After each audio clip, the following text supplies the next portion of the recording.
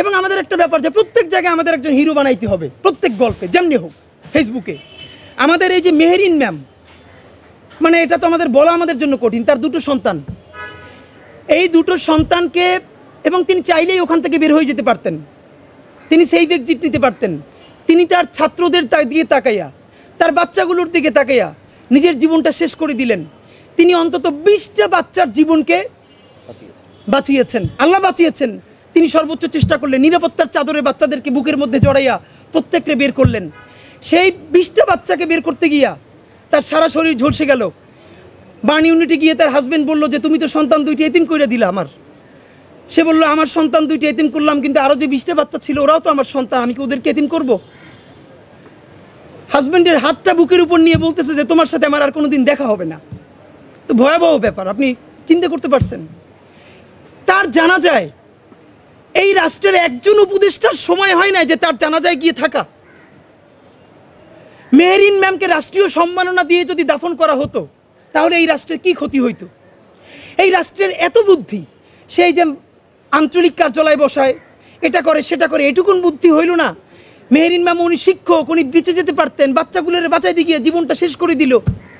ওনাকে রাষ্ট্র সম্মান না জানালে কার সম্মান জানাবে? দেখেন, তাকে রাষ্ট্রীয় সম্মাননাও দেওয়া হয় নাই, একজন উপদেষ্টাও তার কবরে গিয়া তার জানাজায় গিয়ে উপস্থিত হইতে পারে নাই। এ রাষ্ট্র আমরা কবে বানাবো? এটা আমাদের জন্য লজ্জা। তো রাষ্ট্র এখন কী করবে আমরা জানি না। এই মাইলস্টোন ট্র্যাজেডি নিয়ে কথা বলবার মতো আসলেই কোনো শক্তি আমাদের নাই। মানে ভয়াবহ ট্রমা, এবং এই জুলাইয়ের মধ্যে আমাদের আবার এরকম একটা জুলাই আমাদের জীবনে চলে আসলো। মানে আমরা এটা ভিডিওটা আমরা দেখে শেষ করতে পারি না, যে একটা ছোট বাচ্চা সারা পোড়া শরীর নিয়ে ছুটে যাচ্ছে সাহায্যের জন্য, এবং একটা ভয়াবহ প্রজন্ম আমরা তৈরি হয়েছি। আমাদের দুনিয়ায় যে কেউ মরে গেল তার আগে আমাদের ফোন ভিডিও থেকে ভিডিও করতে হবে। একজন মরে যাক, জীবন চলে যাক, তাকে সবার আগে তাকে সেভ করা, তাকে সাহায্য করা আমার দায়িত্ব। এই দায়িত্বটা ভুলে সবার আগে আমাদের দায়িত্ব বানিয়ে নিয়েছে আমাদের ভিডিও করতে হবে। আমি খুব আমরা নিতে পারছিলাম না যে এই বাচ্চাটা যেটুকুন পথ হেঁটে গেল, সে হেঁটে গেল কীভাবে? আশেপাশে তো অনেক লোক ছিল, ওর তো কোলে করে নিয়ে দৌড়ানোর কথা কারো, কিন্তু ও হেঁটে যাচ্ছে। মানে আপনি ভাবেন আমরা কী জেনারেশন হচ্ছি, আমরা কী তৈরি করতেছি।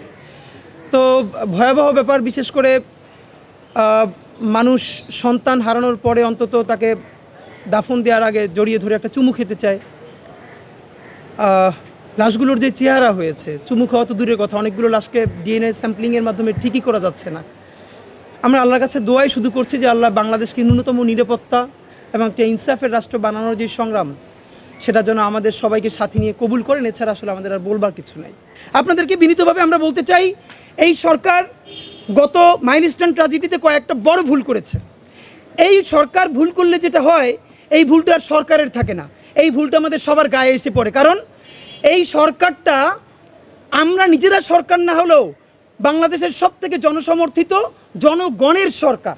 সুতরাং সে ভুল করলে আমাদের গায়ে তো এসে দাগ লাগে। দেখেন, আমাদের যে পাইলট ভাই শহীদ হলেন, অবশ্যই তাদের যে বাহিনীর প্রোটোকল আছে সেটা মেনটেন করে তাকে জানাজা দিতে হবে, তাকে দাফন করতে হবে, আমরা তার জন্য দোয়া করছি। কিন্তু আমরা একটা কেমন একটা এলিটপনা আমাদের মধ্যে তৈরি হয়ে গেছে। এবং কি মুক্তিযুদ্ধেও দেখেন 7 জন বীরশ্রেষ্ঠ, এর মধ্যে সিভিলিয়ান কয়জন? মানে যুদ্ধ যখন হবে তখন অবশ্যই সামরিক যারা বাহিনীতে আছেন তারা তো যুদ্ধ করবেনই, কিন্তু যেই লোকটা কোনো ট্রেনিং ছাড়া অস্ত্র হাতে তুলে জীবন দিয়ে দিল, তারা আপনি ইকুইভ্যালেন্ট করতে, আপনার কাছাকাছি প্যারালাল করলে শত্রু মনে হয়? মানে আপনাদের মধ্যে কি এই যে একটা এলিটপনা যে আমি সামরিক খাতের, এইটা থেকে আমরা কি বাংলাদেশে বের হতে পারবো না? আপনারা ভাবেন